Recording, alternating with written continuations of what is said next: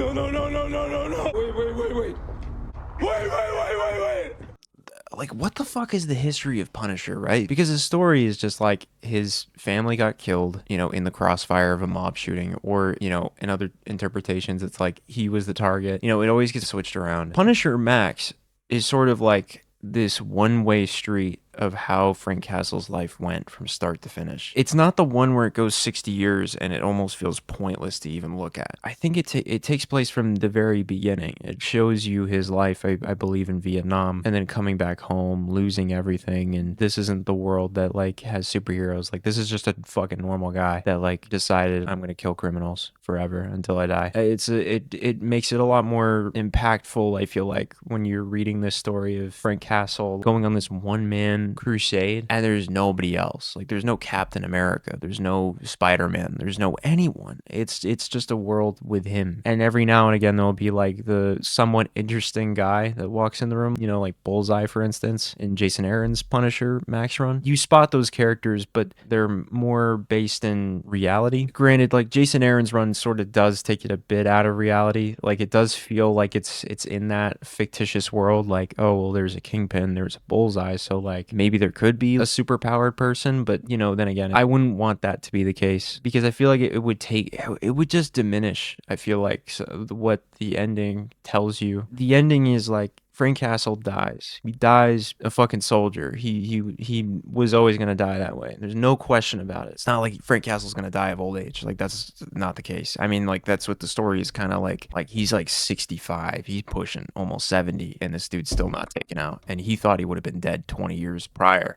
So he's at like the real tail end of his career, where it's kind of like he's so good at being the Punisher that there's so many safe houses and avenues that he can take to just like get away from everything. The cops tolerate him. The cops don't even try to stop him. They're just like, yeah, man, you're the Punisher. You take out criminals. Like, you do 75% of the job for us. We'll let you just keep going, just as long as you don't mess with cops. Even the guy that like patches him up from time to time is like, dude, you gotta wrap this up, man. What are you doing? Like, you're still doing this. Like, this is never gonna stop until you die. Like, if you read it under the context that it's gonna be like an ongoing, you're sort of like, yeah, like he'll keep doing this. Like, he'll get a happy ending, right? He'll see the sunrise, and he'll have his like ending. Not to cut it all short, but like it really gets a bleak ending. By the end, like, Frank Castle's body is just like minced meat. It's just, he's done. Like, he can't even keep pushing anymore. He went from his prime to all the way to the very end, where he's just an old grumpy man that can barely fucking move. And a lot of I adore the run a lot for that. It's commitment to the end. It's not afraid to show you Frank at his weakest. It really shows you a side, I guess, of Frank Castle that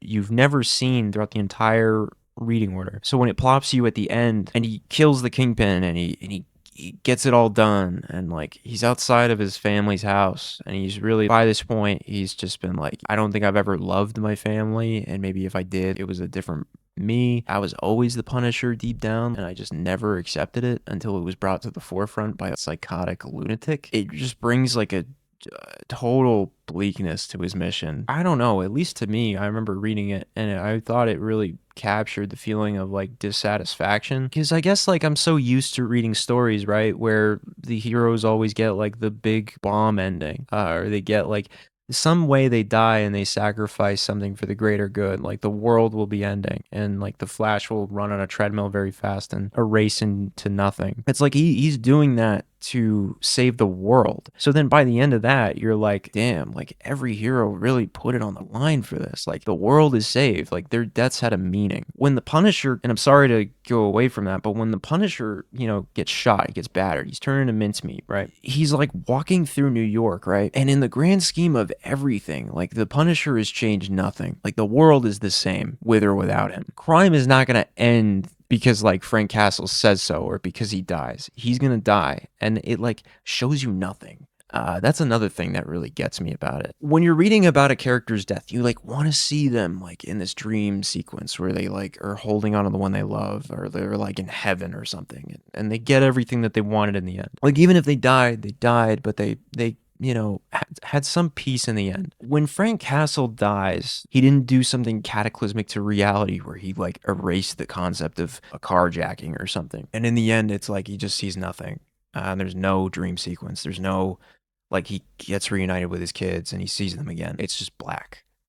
God, man, even just saying that, I don't know. Just something about it really strikes me, right? And then you shift over and it's like Nick Fury and he's just over Frank's body. He's looking at him and he's like, damn, I knew this guy when he was just a spry young lad. Like he was 20 years old in the Vietnam War. And it's like he gets to he sees him. And I guess it's almost like a sense of disbelief. Like he thought Frank would just never die because like he's a tough dude. He's a tough bastard, right? So he looks over him and he reflects on the Punisher, the whole idea of the Punisher and the whole crusade he was on. And he's just like, dude, you wasted your whole life. You wasted it. Like you didn't do anything with it. Your family died and you just killed criminals and you didn't do anything. You had no impact. Died for nothing, right? In the grand scheme of everything, he died for nothing. This is what Nick Fury thinks. Not what I think. He could have done anything. He could have moved on. He could have built a new family. He could have done something, right? But not Frank. No.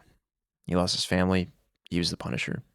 Day one. So Nick Fury's like having a whiskey or something. I can't remember because this is off memory. But Nick Fury has a whiskey, right? He's drinking this. And he's thinking this. And the news is on. And it's basically announcing like, oh, the Punisher died. Like, da-da-da-da. Like, this is big news because, you know, everyone's stunned that the Punisher is dead. It's sort of fading away. And Nick Fury reflects a bit more, I think, on Frank Castle. Like you got your 15 minutes of fame or something. I can't remember if it's like breaking news or something, but it's like a breaking news. Riots have occurred in several areas with people like bearing like the skull symbol, or like there's a mass group of vigilantes that are wearing a skull symbol and they're like stopping crime in certain neighborhoods. They're standing up for their neighbor, or they're just standing up for like a regular person getting mugged. Whether they're killing them or not, I don't remember. I don't think they were, but if they were, then like, yeah. The way that it ends, I love is that you may have not seen Frank, you know, see his family in the end, and you may have seen Frank at his total worst, and you're sort of dissatisfied with his ending. I think the one bit of satisfaction is at the end, because Nick Fury, like I was saying, thinks that Frank Castle's entire life was wasted on this crusade, and then he looks to his right, and the entire news broadcast is like hundreds of people bearing the skull symbol, stopping everyday crime everywhere in the city. And then it finally clicks with Nick Fury. He didn't die for nothing. Like he had a greater impact than he could have ever realized, because with him dead, no more Punisher. It inspires so many people to go out and do like not maybe what he did, but in some way fight for good. Because Frank Castle, whenever he killed anybody, he thought that guy was evil, like for a good reason. You know, I'm not condoning it. It inspires a lot. It's a symbol, and it inspires people to come together in the end. And Nick Fury is just like, yeah, you didn't die for nothing after all. You know, like you had an impact. And it makes his death, it provides a bit of satisfaction for his end. And I think that's the most important part. Satisfaction for the reader. I think if you cheat them out of it, like I've read so many comics now where there's going to be some big sacrifice and something gets in the way of it and then it doesn't happen. And I read it and I can't recall what, but I know that I've read a few where it's been like that. You sort of are like, I think the story would have benefited from that character maybe dying because it would have added more weight to the overall plot. Yeah. I don't know. This has been a Mullet-Man production. I don't really have more to say. I really just wanted to glaze Punisher Max by Jason Aaron a little bit more. Just put my thoughts in. If you edit this, Mullet, thank you for posting it. And yeah, if you guys like this style, who fucking knows? But yeah, thank you for watching. Don't forget to leave a like and subscribe. And as always, I'll catch you on the flip side. Bye.